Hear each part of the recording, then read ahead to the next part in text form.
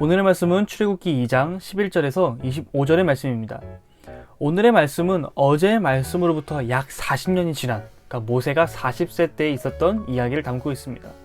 오늘 본문에는 비슷한 두 무리가 등장하는데, 첫 번째로는 모세, 그리고 두 번째로는 이스라엘 자손들입니다.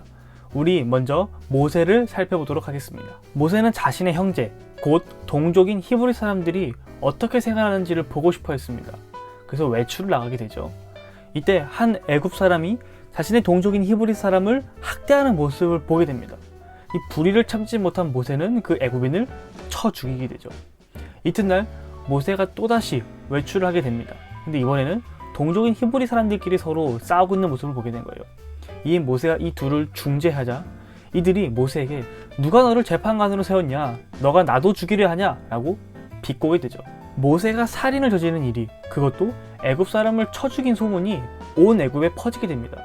이를 들은 바로는 즉시 모세를 죽이려고 군대를 파견하죠. 모세는 살기 위해서 미디안이라고 하는 아주 낯선 땅으로 급히 도망을 가게 됩니다.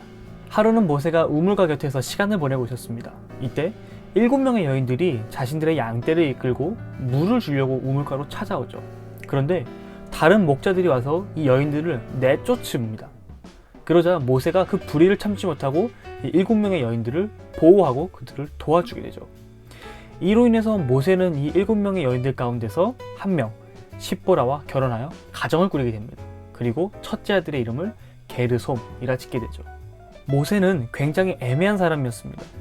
히브리 사람이었지만 히브리인 공동체에 들어갈 수 없는, 애굽의 왕자였으나 애굽인이라고 하기도 좀 그런, 동족에게 버림받고 자신을 거둬들인 애굽으로부터도 버림을 받은, 이러한 모세의 심정은 그의 첫째 아들의 이름에서 아주 잘 나타납니다.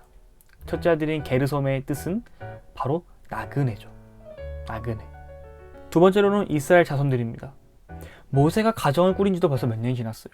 이 이스라엘 백성들이 40년이 넘는 시간 동안 이 고된 노동에 허덕이고 있는 거죠. 이들은 계속해서 하나님께 울부짖었습니다.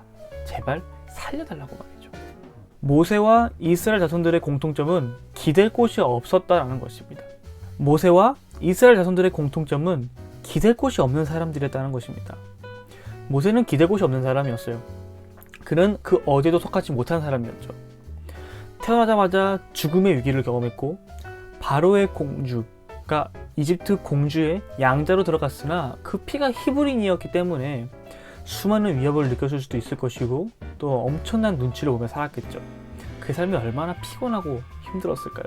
그리고 자신의 동족을 구해주기 위해서, 도움을 주기 위해서 선뜻 용기를 냈으나 돌아온 것은 동족으로부터의 차가운 거절이었죠. 그리고 목숨을 부지하기 위하여 멀리 도망자의 신세로 가 있는 그의 상태, 그저 양떼나 치고 있는 그의 모습이 얼마나 답답하고 한심했을까요? 모세에게는 더 이상 소망이 보이지 않았습니다. 이스라엘 자손들도 마찬가지였습니다. 이 고된 노동으로 인해 그들도 이미 지칠 대로 지친 상태였죠. 더 이상 기댈 곳이, 소망을 둘 곳이 존재하지 않았습니다. 이토록 우울한 이야기 마지막 즈음에 성경은 우리에게 한 가지 희망적인 이야기를 들려줍니다. 그것은 바로 하나님께서 이들을 기억했다라는 것입니다. 이스라엘 백성들이 하나님께 울부짖었죠. 제발 살려달라고, 도와달라고. 하나님께서 그들의 기도 가운데 반응을 보이기 시작하십니다.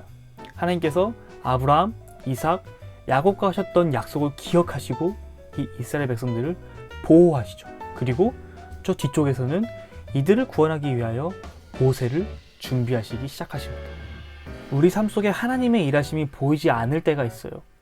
내가 닥친 이 문제를 하나님께서 빨리 해결해 줬으면 좋겠는데 하나님께서 일하고 계신지, 아니면 지금 내 기도 가운데 응답하고 계신지 우리는 쉽게 알 수가 없습니다. 그런데 여러분, 하나님의 일하심이 보이지 않는다고 해서 하나님이 일하시지 않는 건 아닙니다. 우리가 미처 알지 못하는 방법으로 하나님께서 일하고 계시는 중이실지도 모릅니다. 이스라엘 자손들의 기도 가운데 하나님께서는 반응하십니다. 바로를 통해서 오늘부로 공사 끝! 너네 너무 수고 많았어. 앞으로 출근 안 해도 되고 너네 이젠 집에서 쉬어! 라고 하면 너무 좋겠지만, 하나님께서는 아무도 신경 쓰지 않는 미디안 광야에서 외면받은 채, 소외된 채로 혼자 쓸쓸하게 있는 한 사람, 모세를 준비시키십니다. 하나님의 일하심이 너무나도 더뎌 그분의 일하심이 느껴지지 않을 때라도 우리를 향한 하나님의 열심은 결코 식지 않고 결코 멈추지 않습니다. 하나님께서 하나님의 말씀대로 이스라엘 백성들을 애굽에서 인도해낸 모세를 세우시는데 무려 80년이라는 시간 동안 아주 천천히 그리고 완전하게 준비해 나아가시죠. 오늘 현재를 살아가시는 우리 그리스도인 여러분들, 우리의 지난 날을 뒤돌아보게 되면 하나님께서 우리의 삶 가운데 어떻게 일하셨는지를 발견할 수 있습니다. 그분의 흔적이 새겨져 있죠. 비록 우리가 그때 당시에는 하나님의 일하심을 느끼지 못하고 깨닫지 못했지만 어느 순간 우리가 뒤돌아보니 하나님께서 우리 삶을 어떻게 인도하셨는지, 하나님께서 우리 삶 가운데 어떤 은혜를 베풀어 주셨는지가 비로소 보이게 됩니다. 그러기에 오늘을 살아가는 우리가 비록 하나님의 일하심이 느껴지지 않고 하나님의 일하심이 보이지 않는다 할지라도 하나님께서 오늘 우리와 함께 하시며 또 내일의 우리 삶을 인도하실 것을 믿음으로 믿으시기 바랍니다. 우리의 어제를 인도하신 하나님께서 우리의 오늘과 내일도 인도하실 것을 믿으시기 바랍니다. 우리의 어제를 인도하신 하나님께서 우리의 오늘과 내일도 인도하실 것입니다.